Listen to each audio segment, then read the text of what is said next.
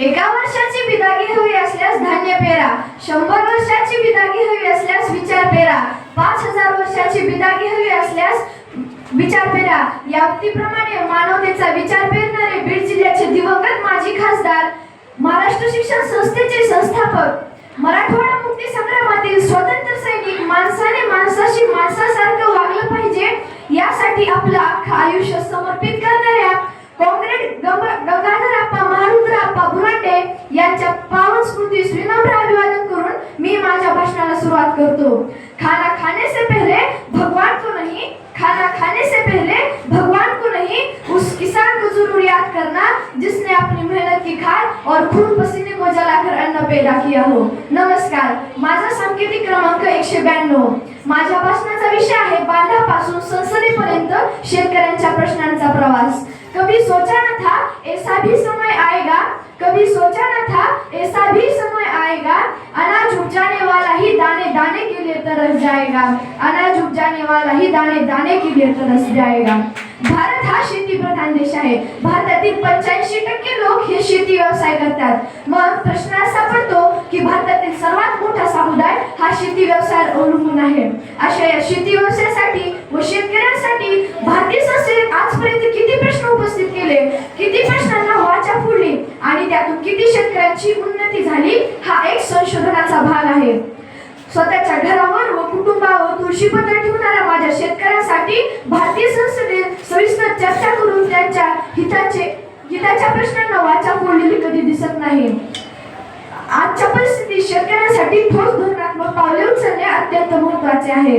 केंद्र सरकारने 3 नवीन शेतकरी कायदे केले आहेत. या कायद्यांबाबत देशभरातून व विविध स्तरातून प्रश्न उभे राहत आहेत. या सर्व प्रश्नांचा गांभीर्याने विचार करणे अत्यंत महत्त्वाचे आहे. हम सिर्फ अपना घर नहीं पूरा देश चलाते हैं, हम सिर्फ अपना घर नहीं पूरा देश चलाते हैं, हम किसान हैं साहब, इस मिट्टी का कर्ज चुकाते हैं. आपल्या बापजात्यांनी सुद्धा सकारात्मक प्रतिसाद देत मेहनत व काबाड कष्ट करून या देशाची धान्याची कोठारे कायम भरून ठेवण्यास महत्त्वाची भूमिका बजावली आहे. आज शेतकऱ्यांची परिस्थिती फार नाजूक आहे. नाबार्डने 2016 मध्ये केलेल्या पाहणीत असे आढळून आले आहे की भारतातील एकूण शेतकऱ्यांपैकी 52% शेतकरी हे सरासरी 1 लाख रुपयांनी कर्जबाजार आहेत व मागील 5-6 वर्षापासून हा आकडा मोठ्या प्रमाणात वाढलेला आहे. खरेदी केलेल्या शेतीमालाचा चुकारा न होणे ही सुद्धा एक मोठी समस्या आहे.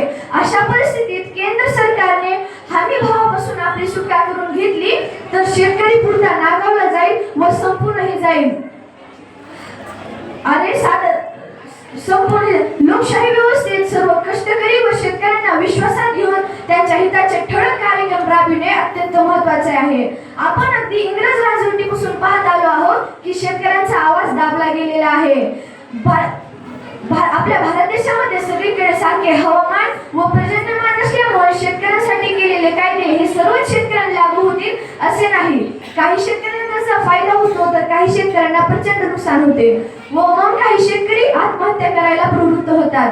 शासकीय आकडेवारी व अभ्यासानुसार दर अर्ध्या तासाला 1 शेतकरी आत्महत्या करतो. हे भारतातील शेती व्यवसायाची दुरावस्था दाखवणारे भयावह चित्र आहे.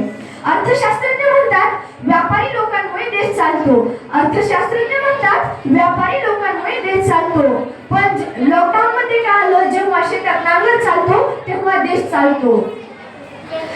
भारत हा कृषी प्रधान देश आहे. भारतातील 85% लोक हे शेती व्यवसाय करतात. असे आपण भारतातच नव्हे तर भारताबाहेर सुद्धा स्वाभिमानाने सांगतो. परंतु हा स्वाभिमान खरोखर सार्थ आहे का? जगाचा अन्नदाता पोशिंदा ज्याला म्हणतो त्या देशातील 58% शेतकऱ्यांना सकस व पोषक अन्न मिळत नाही. हे भारतीयांसाठी लज्जास्पद आहे. होय, माझा बाप अजूनही शेतीच करतोय. स्वतःच्या आयुष्याची व कुटुंबाची राखरांगोळी करणारा जगातील एकमेव व्यापारी तो म्हणजे शेतकरी.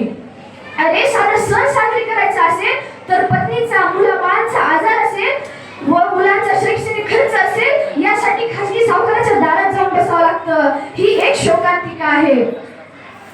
भारतीय कायदे मंडळाने म्हणजेच भारतीय संसदेने शेतकऱ्यांविषयी कायदे वेळोवेळी पास केले गेले तर माझ्या शेतकऱ्यांची लेणा खरंच दूर नाही का होणार? पण असे होताना दिसत नाही. जिन लोगों की हंसी खूबसूरत होती है, जिन लोगों की हंसी खूबसूरत होती है, याद रखना उनके जख्म बहुत गहरे होते हैं, याद रखना होते हे.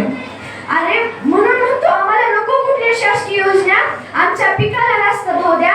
शेतकऱ्याने पिकवलेला शेतीमालाचा भाव ठरवण्याचा अधिकार शेतकऱ्यांनाच द्या, असा भारतीय संसदेत कायदाच व्हायला हवा. भारतीय संसदेने शेतकऱ्यांविषयी कायदे वेळोवेळी पास केले गेले व शेतकऱ्यांच्या प्रश्नांची वेळोवेळी दखल घेतली असती तर मला वाटतं आज महाराष्ट्र भेटलेले मराठा आरक्षण आंदोलन उभं राहिलंच नसतं. ज्या दिवशी भाकरीप्रमाणे पिझ्झाप्रमाणे भाकरी ऑर्डर करावी लागेल त्या दिवशी या देशाला शेतकऱ्याची किंमत कळेल. म्हणून म्हणतो शेतकरी टिकला तर भाकर टिकेल. शेतकऱ्यांच्या प्रश्नांची वेळोवेळी दखल घ्या. एवढं बोलून थांबतो. जय जवान जय किसान. धन्यवाद.